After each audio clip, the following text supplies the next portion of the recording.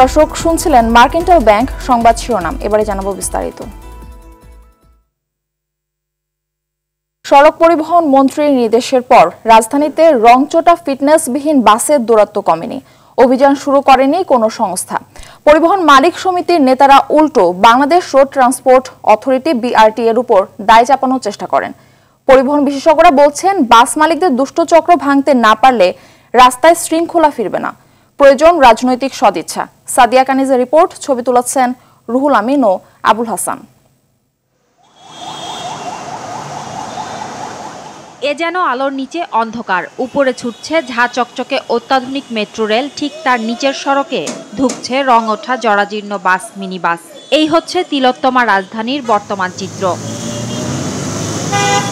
লকড়ঝকড় বাস নিয়ে সড়ক পরিবহন ও সেতুমন্ত্রীর নির্দেশের পরও কোনো পরিবর্তন চোখে পড়েনি। বেশিরভাগ বাসের রং উঠে গেছে, দেখলে মনে হয় হাতুড়ি দিয়ে পেটানো শরীর।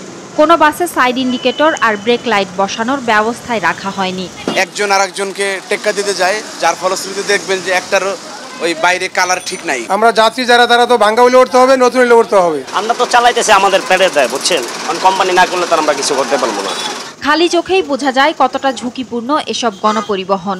টায়ারে পট্টি লাগিয়ে দিব্যি চলছে ট্রাফিক পুলিশের সামনে দিয়ে। ফাটা নাই, ডলে রাবারিং করা, এটা এইভাবেই চলে। এটা সমস্যা নেই, এটা ওই আপনার ভালো চাকার থেকে এটার গ্যারান্টি বেশি। বাসের ফিটনেস নাই, রং নাই, ইঞ্জিন দুর্বল, তারপরে এরা ভাড়া নিতেছে সিটিং, বাট বাসের সার্ভিস হলো লোকালের চেয়েও জঘন্য। ম্যাক্সিমাম বাসে হচ্ছে আনফিটই দেখা যায়। আমাদের সরকারের উচিত কিছু না কিছু স্টেপ নেয়ার। নিজেরা মেয়াদহীন জরাজীর্ণ বাস, মিনি বাসের মালিক হলেও সমিতির নেতারা এর দায় চাপাতে চান নিয়ন্ত্রক সংস্থা বিআরটি এর উপর। বিআরটিএ এছাড়া আইন প্রয়োগকারী সংস্থা ব্যবস্থা নিতে হতো তাদের। আমাদের কাছে তো ব্যবস্থা নেওয়ার মতো ক্ষমতা নেই। তারা যদি কঠোরভাবে ব্যবস্থা নেয় এদের বিরুদ্ধে, তাহলে এগুলো সংশোধন হয়। নতুন গাড়ি আসার রাস্তা তো বন্ধ করে দেওয়া আছে, রোড পারমিট দিচ্ছে না। অনিয়মের বিরুদ্ধে কর্তৃপক্ষ কঠোর হতে না পারার কারণেই পরিবহন মালিকরা ব্ল্যাঙ্ক চেক হাতে যা ইচ্ছে করছে বলে মনে করেন এই যোগাযোগ বিশেষজ্ঞ। বাস মালিকদের একটা বিশাল সিন্ডিকেট আছে, একটা দুষ্ট চক্র আছে, একটা অসাধু চক্র আছে। সেই চক্রের কাছে আসলে আমরা অসহায়, দুর্বল। অতীতেও কিন্তু এই যে বাস রুট ফ্র্যাঞ্চাইজি করে বাসগুলিকে একটা শৃঙ্খলা এনে ভালো মানের বাসের উদ্যোগ কিন্তু নেওয়া হয়েছে, কিন্তু সেটা হোঁচট খেয়ে গেছে। বিআরটি তো নিয়ন্ত্রণকারী সংস্থা। আমাদের বিভিন্ন এজেন্ট থাকবে ঢাকা শহরে, যারা ফিটনেস দেবে, বিআরটি মনিটরিং করবে, তদারকি করবে যে এটা বিজ্ঞানসম্মত উপায়ে ফিটনেসটা হচ্ছে কিনা। সড়কে শৃঙ্খলা ফেরাতে রাজনৈতিক অবস্থান আর মালিকদের সদিচ্ছাকে সবচেয়ে গুরুত্বপূর্ণ বলছেন পরিবহন বিশেষজ্ঞরা। সাদিয়া কানিজ, আরটিভি, ঢাকা।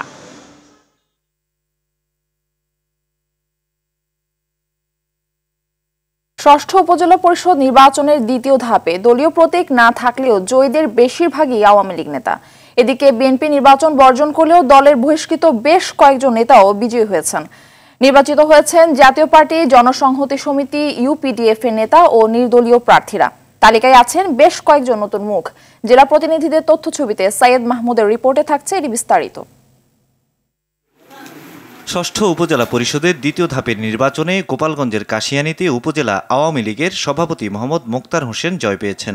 বাগেরহাটের চিতলমারীতে উপজেলা যুবলীগের সাবেক সভাপতি আবু জাফর মোহাম্মদ আলমগীর হোসেন ও মোল্লাহাটে উপজেলা আওয়ামী লীগের সাধারণ সম্পাদক শাহিনুল আলম জয়ী হয়েছেন। পটুয়াখালীর বাউফলে উপজেলা আওয়ামী লীগের সহসভাপতি মোশাররফ হোসেন খান ও গলাচিপায় উপজেলা আওয়ামী লীগের মহিলা বিষয়ক সম্পাদিকা ওয়ান আমারজিয়া নির্বাচিত হয়েছেন। টাঙ্গাইলের ভূঁইয়াপুরে দ্বিতীয়বারের মতো উপজেলা চেয়ারম্যান নির্বাচিত হয়েছেন নার্গিস বেগম। দেশের বেশিরভাগ উপজেলাতেই একই অবস্থা। নির্বাচনে জয়ী হয়েছেন বিএনপির বেশ কয়েকজন বহিষ্কৃত নেতা। কিশোরগঞ্জের নিকলিতে বিএনপির সমর্থক হিসেবে পরিচিত মোকারিম সর্দার, হবিগঞ্জের নবীগঞ্জে বিএনপির সাবেক সাধারণ সম্পাদক মোহাম্মদ মুজিবুর রহমান চৌধুরী, কক্সবাজারের পেকুয়ায় বিএনপি থেকে বহিষ্কৃত মোহাম্মদ সাফায়েত আজিজ জয়ী হয়েছেন।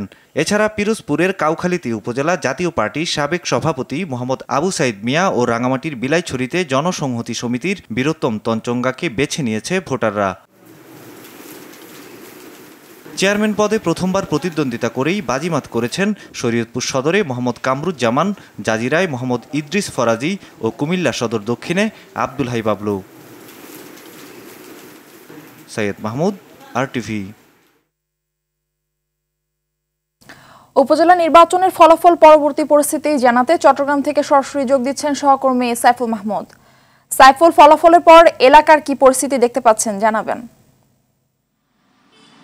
জি, মার্ফি যেমনটি বলেছেন, ষষ্ঠ উপজেলা নির্বাচনের দ্বিতীয় ধাপ কিন্তু গতকাল অনুষ্ঠিত হয়েছে এবং ফলাফল পেয়ে যারা বিজয়ী হয়েছেন তারা কিন্তু খুবই খুশি হয়েছেন এবং তারা কিন্তু জানিয়েছেন তাদের প্রত্যাশিত যেটা প্রত্যাশা করেছেন সেটাই কিন্তু তারা পেয়েছেন। এবং একটা বিষয় জানিয়ে রাখি, সেটি হচ্ছে যে চট্টগ্রামের 3টি উপজেলায় কিন্তু গতকাল এই নির্বাচন অনুষ্ঠিত হয়েছে। 3টি উপজেলার মধ্যে একটি উপজেলাতে কিন্তু আসলে চেয়ারম্যান পদে আগেই তিনি বিনা প্রতিদ্বন্দ্বিতায় নির্বাচিত হয়েছেন এবং গতকাল 2টি উপজেলায় চেয়ারম্যান পদে যারা বিজয়ী হয়েছেন তারা কিন্তু খুবই খুশি এবং তাদের সমর্থকরা কিন্তু খুবই খুশি। তারা জানিয়েছেন তারা কিন্তু কোনো একক দলের না কিংবা একক ব্যক্তির না, তারা কিন্তু সামগ্রিক জনগণের এবং তারা সবাইকে নিয়ে কাজ করতে চান এবং যারা ভোট দিয়েছেন তারাও তাদের লোক, যারা ভোট দেননি তারাও তাদের লোক। তারা ভেদাভেদ ভুলে যেতে চান এবং সবাই মিলে এলাকার উন্নয়নে কাজ করতে চান। তবে যে দুইজন কালকে নির্বাচিত হয়েছেন তারা কিন্তু সম্পূর্ণ নতুন মুখ। একজন ফটিকছড়ি উপজেলায় নাজিমউদ্দিন মোহরি, তিনি 59,000 ভোট পেয়ে নির্বাচিত হয়েছেন। তার প্রতিদ্বন্দ্বী যিনি হয়েছেন তিনিও নতুন মুখ, তিনি উপজেলা আওয়ামী লীগের সদস্য ছিলেন। তিনি পেয়েছেন 37,000 ভোট, প্রায় 17,000 ভোটে তিনি হেরেছেন। এবং আরেকটা হচ্ছে হাটাজারিতে যিনি নির্বাচিত হয়েছেন তিনি প্রায় কাছাকাছি ভোটে নির্বাচিত হয়েছেন, 2 থেকে 2,500 ভোটে উনি নির্বাচিত হয়েছেন। তবে আর একটা বিষয় হচ্ছে হাটাজারিতে গতকাল কিন্তু টুকটাক কিছু ঘটনা ঘটেছে এবং মারামারি হয়েছে। সেই ঘটনায় 15 জন আহত ছিল, একজন গুলিবিদ্ধ ছিল। তবে কেন্দ্রের ভিতরে কোনো ধরনের অপ্রীতিকর ঘটনা ঘটেনি, কেন্দ্রের বাইরে। এবং যেই 2 জন প্রার্থী কিন্তু গতকাল হাটাজারিতে গন্ডগোল করেছেন তারা কিন্তু কেউ নির্বাচিত হতে পারেননি, তারা কিন্তু 2 জনেই কিন্তু পরাজিত হয়েছেন। তবে সামগ্রিকভাবে বিচার করলে চট্টগ্রামে কিন্তু খুব সুষ্ঠু সুন্দর নির্বাচন হয়েছে এবং এখনও কিন্তু পরিবেশ ভালো আছে। যারা নির্বাচিত হয়েছেন তারা সবাইকে নিয়ে কাজ করবেন বলে প্রত্যাশা করেছেন। এই ছিল আমার কাছে সর্বশেষ তথ্য। মারফি, ধন্যবাদ আপনাকে। এই বিষয়ে আরো জানাতে চুয়াডাঙ্গায় আছেন আমাদের আরেক সহকর্মী জহির রাহান সোহাগ, সেখান থেকে তিনি আমাদের সঙ্গে সরাসরি যুক্ত হচ্ছেন। জহির, ফলাফল নিয়ে প্রার্থী ও ভোটারদের প্রতিক্রিয়া কেমন দেখছেন জানাবেন।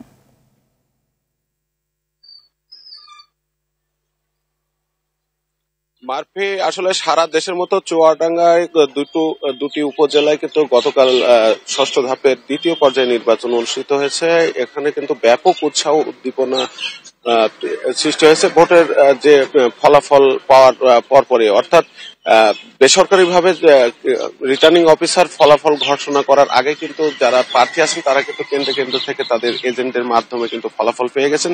এর পরে দেখেছি আমরা তাদের সমর্থকরা বিজয় উল্লাস করেছেন, রং এবং আবির মেখে তারা আনন্দ উল্লাস করেছেন। তবে কোনো অপ্রীতিকর কোনো ঘটনা বা কোনো মারামারির কোনো ঘটনা আমাদের কানে আসেনি। আসলে গতকাল যে নির্বাচনটা আমরা দেখেছি সেখানে কিন্তু পর্যাপ্ত আইন শৃঙ্খলা বাহিনী মোতায়েন ছিল। বিশেষ করে প্রতিটি ইউনিয়নে একটি করে কিন্তু নির্বাহী ম্যাজিস্ট্রেটের নেতৃত্বে কিন্তু র্যাবের যে টহল দল তারা কিন্তু টহল দিয়েছেন, বিজিবি ছিল, তারপরে আনসার সহ সাদা পোশাকে কিন্তু পুলিশ কিন্তু মাঠে প্রতিটি কেন্দ্রে এবং কেন্দ্রের বাইরে কিন্তু পুলিশের টহল দল ছিল। তো জেলা প্রশাসক, পুলিশ সুপার এবং যিনি রিটার্নিং কর্মকর্তা তারা কিন্তু সার্বক্ষণিক মাঠে ছিলেন এবং ম্যাজিস্ট্রেটদের সাথে সমন্বয় করে কিন্তু সবাই কিন্তু কাজ করেছেন এবং যারা গণমাধ্যম কর্মী আছেন তাদেরকেও সাথে সমন্বয় করে কিন্তু কাজ করার কারণেই কিন্তু এই নির্বাচনটা সুষ্ঠু হয়েছে বলে জেলা প্রশাসক তিনি দাবি করেছেন। এছাড়া আমরা দেখেছি যে কিছু বিচ্ছিন্ন ঘটনা ঘটেছিল কেন্দ্রের বাইরে। তাছাড়া একেবারেই ফলাফলের পরে কোনো বিশৃঙ্খলা বা কোনো মারামারি বা কোনো সেই ধরনের কোনো ঘটনা কিন্তু ঘটেনি এখনো পর্যন্ত। মারফি, ধন্যবাদ আপনাকে। নোয়াখালীর সেনবাগকে মাদক ও সন্ত্রাসমুক্ত মডেল উপজেলা হিসেবে গড়ে তোলার ঘোষণা দিয়েছেন নবনির্বাচিত উপজেলা চেয়ারম্যান সাইফুল আলম দীপু।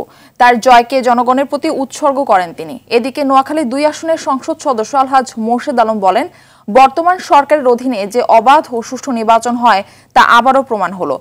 প্রতিবেদকদের পাঠানো তথ্য রিপোর্টে আরো জানাচ্ছেন সুফিয়ান ফারাবি। স্বতন্ত্র প্রার্থী হিসেবে আনারস প্রতীকে 32,132 ভোট পেয়ে জয়যুক্ত হয়েছে। সেনবাগ উপজেলা চেয়ারম্যান হিসেবে সাইফুল আলম দীপুকে বিপুল ভোটে নির্বাচিত করতে পেরে আনন্দে উচ্ছ্বাসিত সেনবাগবাসী। এ সময় সেনবাগকে মাদক ও সন্ত্রাসমুক্ত মডেল উপজেলা হিসেবে গড়ে তোলার প্রত্যয় জানান বেঙ্গল গ্রুপ ও আরটিভির এই পরিচালক। আমি শুকরিয়া জানাই সেনবাগ উপজেলাবাসীর কাছে যারা আমাকে ভোট দিয়ে জয়যুক্ত করেছে এবং এই ভোটটা এবং আমি নির্বাচনী যে প্রতিশ্রুতি ওনাদেরকে দিয়েছি আমি আশা করি আমি সেটা রাখবো। যোগ্য নেতৃত্ব বেছে নেয় সেনবাগবাসীকে ধন্যবাদ জানান SAARC chamber of commerce and ইন্ডাস্ট্রির সভাপতি মোহাম্মদ জসিমউদ্দিন। একটা সুস্থ নির্বাচন হয়েছেন, আমি সেনবাগবাসীকে এবং আওয়ামী লীগ এবং আমাদের যারা নেতাকর্মী তাদেরকে ধন্যবাদ জানাই এবং কৃতজ্ঞতা জানাই। এদিকে মঙ্গলবার সকালে সেনবাগ সরকারি পাইলট উচ্চ বিদ্যালয়ের কেন্দ্রে ভোট দেন নোয়াখালী 2 আসনের সংসদ সদস্য আলহাজ মোর্শেদ আলম। তিনি জানান আওয়ামী লীগ সরকারের অধীনে সুষ্ঠু ভোট আয়োজন সম্ভব, উপজেলা নির্বাচনে সেটি আবারও প্রমাণ হলো। বাংলাদেশে বর্তমান সরকার আমলে এমপি নির্বাচনের থেকে আপনারা দেখছেন তখনও সুষ্ঠু ভোট হয়েছে, এখনো হবে এবং যতগুলি নির্বাচন হবে ইনশাল্লাহ ভবিষ্যতে সবগুলি সুষ্ঠু হবে। আনারস প্রতীকে 32,132 ভোট পেয়ে নোয়াখালী সেনবাগ উপজেলা চেয়ারম্যান পদে বিজয়ী হন সাইফুল আলম দীপু। তার নিকটতম প্রতিদ্বন্দ্বী আবু জাফর দীপু পেয়েছেন 14,734 ভোট। সুফিয়ান ফারাবি, আরটিভি, ঢাকা। সড়ক পরিবহন মন্ত্রীর নির্দেশের পর রাজধানীতে রংচটা ফিটনেসবিহীন বাসের দৌরাত্ম্য কমেনি। দর্শক এ বিষয়ে আরো জানাতে রাজধানীর রামপুরা এলাকা থেকে আমাদের সঙ্গে যুক্ত হচ্ছেন সহকর্মী আশিকুল আলম। আশিক, সড়কে জরাজীর্ণ বাস কেমন দেখছেন আর এ বিষয়ে যাত্রীদের প্রতিক্রিয়া কি জানাবেন?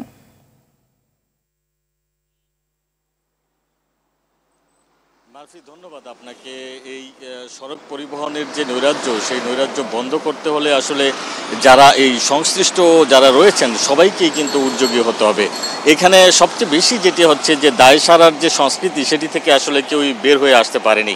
বিআরটি যেমন বাস মালিকদের দায়ী করছে, বাস মালিক কিন্তু দায়ী করছেন যে ট্রাফিক বিভাগকে, মানে সরকারের সংশ্লিষ্ট যে মন্ত্রণালয়গুলো রয়েছেন সেগুলো যেমন একজনের উপর দায় চাপান, ঠিক তেমনি বাস মালিকরাও কিন্তু এই সুযোগটি নেন। এবং আমরা যেমনটা দেখছি রামপুরার এই পরিস্থিতি যে আপনার রাস্তার উপরে বেশ কিছু বাস যেগুলো আসলে কিভাবে ফিটনেস পায় সেটি কিন্তু একটি প্রশ্নের বিষয়, যে এত যেসব গাড়ির মেয়াদ উত্তীর্ণ হয়ে গেছে সেসব গাড়িগুলো আসলে শুধু রংচটা করে তার ইঞ্জিন ঠিক আছে কিনা, তার ব্রেক ঠিক আছে কিনা, তার লুকিং গ্লাস ঠিক আছে কিনা, সিট ঠিক আছে কিনা, এই বিষয়গুলো যে দেখভাল করতে হবে সেটির উপরে কোনো নজর নেই। দৃষ্টিনন্দন করার উপরে যেটি যেমন বিআরটি এর বিজ্ঞপ্তিতেও কিন্তু এই বিষয়টিকে উল্লেখ করা হয়েছে যে দৃষ্টিনন্দন করা, কিন্তু দৃষ্টিনন্দন করতে হলে তার আগে শুধু দৃষ্টিনন্দন দিয়েই কিন্তু এই সমস্যার সমাধান হবে না।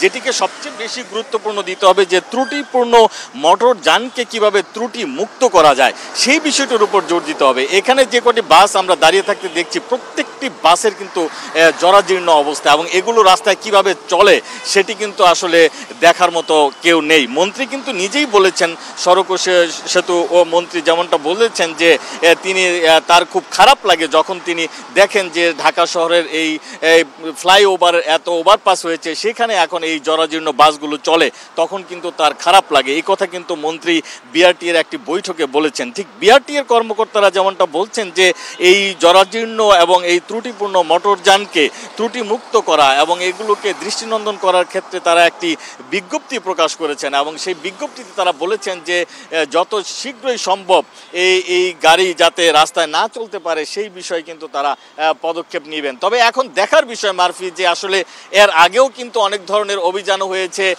ম্যাজিস্ট্রেটরা রাস্তায় ভ্রাম্যমাণ আদালত চালিয়েছেন, সেখানে কিন্তু কোনো পরিস্থিতির উন্নতি হয়নি। এখন নতুন করে যখন এটি আলোচনা আসছে তাহলে দেখার বিষয় যে পরবর্তীতে এই জরাজীর্ণ বা ত্রুটিমুক্ত ত্রুটিযুক্ত যেসব বাস রয়েছে সেগুলো আসলে রাস্তা থেকে কবে নাগাদ উঠবে বা এই আধুনিক ঢাকা যেরকম হচ্ছে সেই ঢাকার সাথে একটা সামঞ্জস্যপূর্ণ অবস্থা থাকবে সেটি কিন্তু এখন দেখার বিষয়। মারফি, এই ছিল আমার কাছে রাজধানী রামপুরা থেকে। জি, ধন্যবাদ আপনাকে।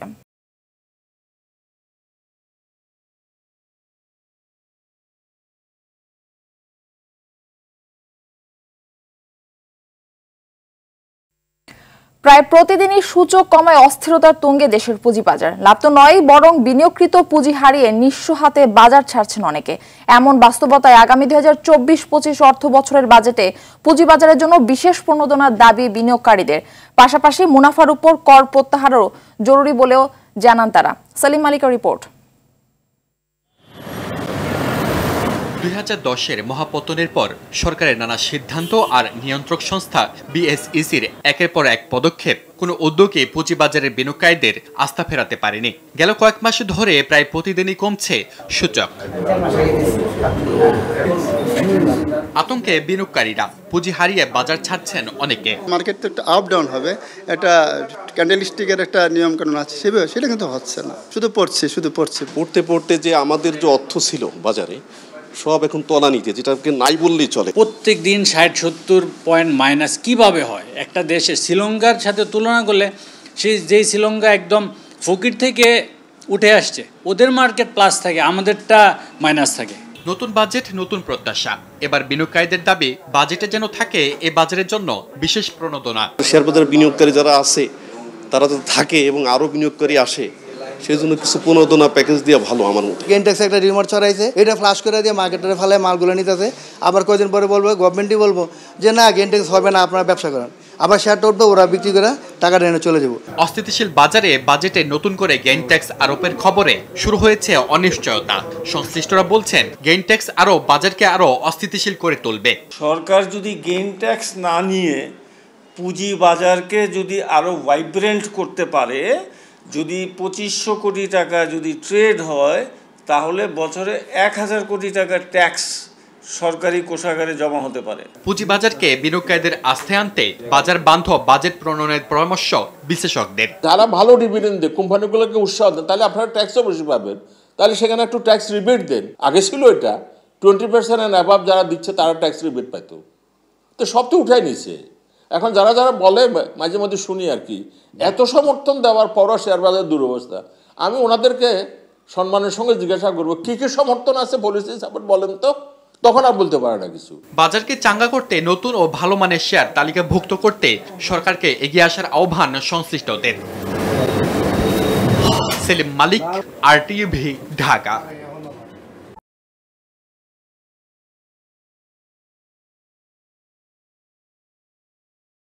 বাজেটে যদি আমাদের সাধারণ মানুষের জন্য কোনো কল্যাণকর কোনো কিছু হয়, এটাই আমরা আশা করি। কর কমবো, ওই বড় লোকের কমবো, সরকারের আমাকে যাটা ধার্য করছে এটা আমার কাছ থেকে নিবই। এটা হওয়া দরকার সবার সমান, সবার ক্ষেত্রে সমান, কিন্তু আমাদের ক্ষেত্রে আমাদের দেশে তো সেটা হচ্ছে না। সরকারের যারা চাকরিজীবী তাদের এক ধরনের, যারা কোম্পানির চাকরি করে, সামান্য বেতনে চাকরি করে, তাদের এটা এক ধরনের, সরকারি যারা চাকরি করে তাদেরটা মিসিংও হয়ে যায়। আমাদের তো মিসিং হয় না, আমাকে ওটা দিতেই হবে। তাহলে ওই বাজেট করা আছে না করাই বলো, সরকার বাজেটের দরকার নাই আমার। পূর্বে একটা কথা ছিল যে ঘুষ এবং দুর্নীতি কমে যাবে যদি সরকারি চাকরিজীবী ব্যক্তিদেরকে বেতন বাড়িয়ে দেওয়া হয়। তো সেই ক্ষেত্রে বেতন যতটাই 3 গুণ 4 গুণ বাড়ার পরে কিন্তু ঘুষ এবং দুর্নীতি কিন্তু তার চেয়েও বেশি আরও বাড়ছে। দুর্নীতি আড়াল থেকে ভ্যাট বারংবার বৃদ্ধি করলে আসলে জনগণের কোনো উপকার হবে না।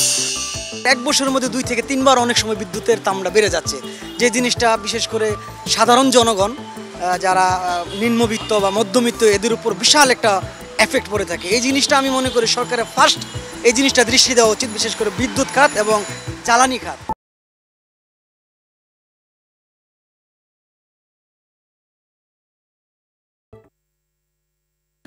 বুদ্ধ পূর্ণিমা আজ দেশের বৌদ্ধ সম্প্রদায় তাদের প্রধান ধর্মীয় উৎসবটি নানা আনুষ্ঠানিকতায় উদযাপন করছে।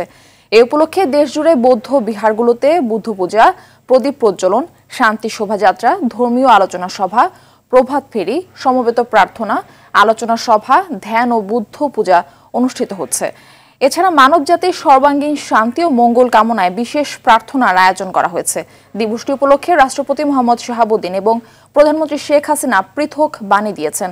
বৌদ্ধ ধর্মমতে 2500 বছর আগে এই দিনে মহামতি গৌতম বুদ্ধ আবির্ভূত হয়েছিলেন। তার জন্ম বোধিলাভ ও মহাপ্রয়াণ বৈশাখী পূর্ণিমার দিনে হয়েছিল বলে এর অপর নাম দেয়া হয় বুদ্ধ পূর্ণিমা।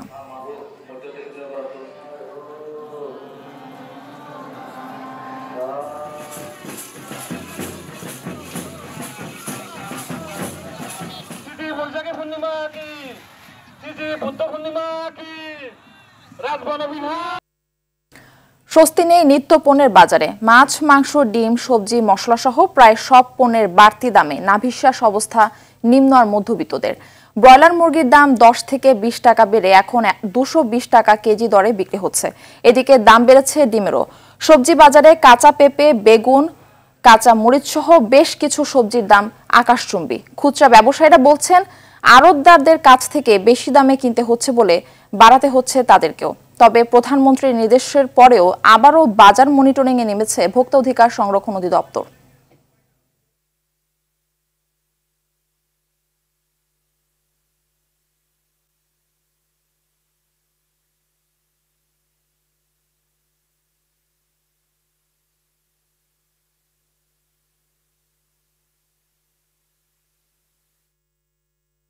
এ বিষয়ে বাজারের সবশেষ পরিস্থিতি জানাতে আমাদের সাথে সরাসরি যুক্ত হচ্ছেন আমাদের সহকর্মী শরীয়ত খান। শরীয়ত, বাজারে আজ কোন কোন পণ্যের দাম ঊর্ধ্বমুখী এবং কুরবানি ঈদকে সামনে রেখে এখন কি অবস্থা দেখছেন জানাবেন।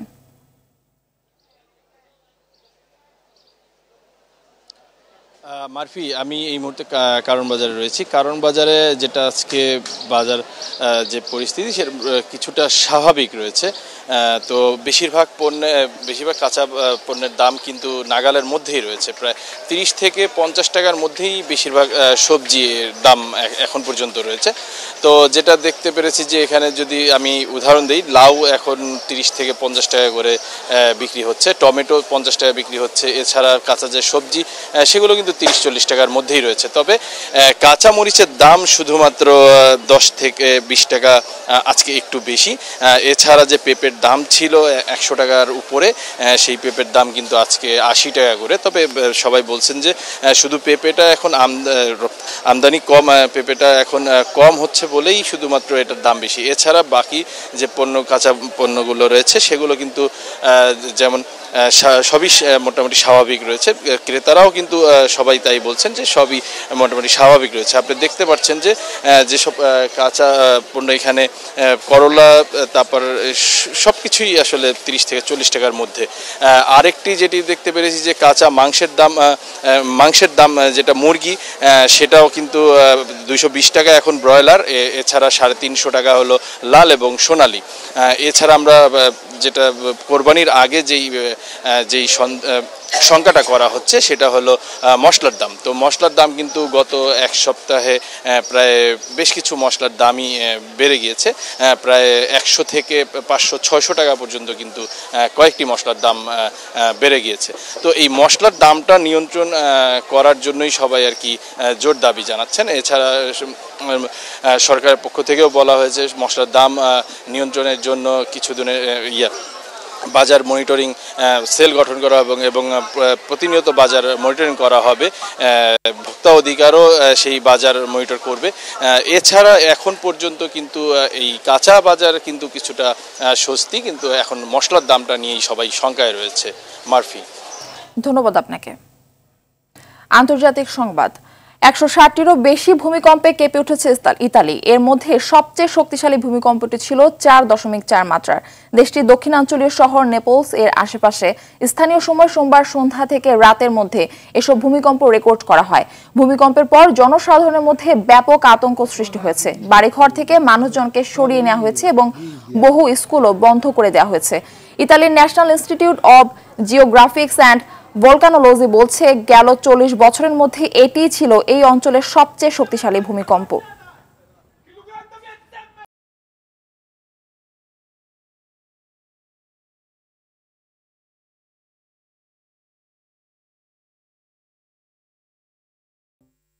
ফিলিস্তিনের গাজা উপত্যকায় গণহত্যা ও আন্তর্জাতিক আইন লঙ্ঘনের অভিযোগে ইসরায়েলি প্রধানমন্ত্রী বেনিয়ামিন নেতানিয়াহু সহ বেশ কয়েকজন রাজনৈতিক ও সামরিক নেতার বিরুদ্ধে গ্রেপ্তারি পরোয়ানা জারির পথে জাতিসংঘের আন্তর্জাতিক অপরাধ ট্রাইব্যুনাল আইসিসি।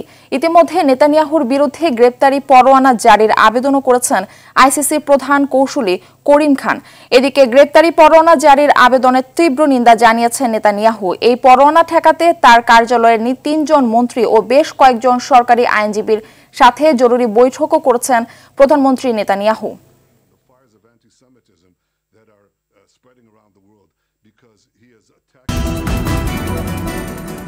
সকালের সংবাদ এ পর্যন্তই। সবশেষ সংবাদ জানতে যে কোনো মোবাইল ফোন থেকে 2414 নম্বরে ডায়াল করুন। মধ্যাহ্নের সংবাদ দুপুর 12টায় দেখার আমন্ত্রণ রইল। ধন্যবাদ সবাইকে।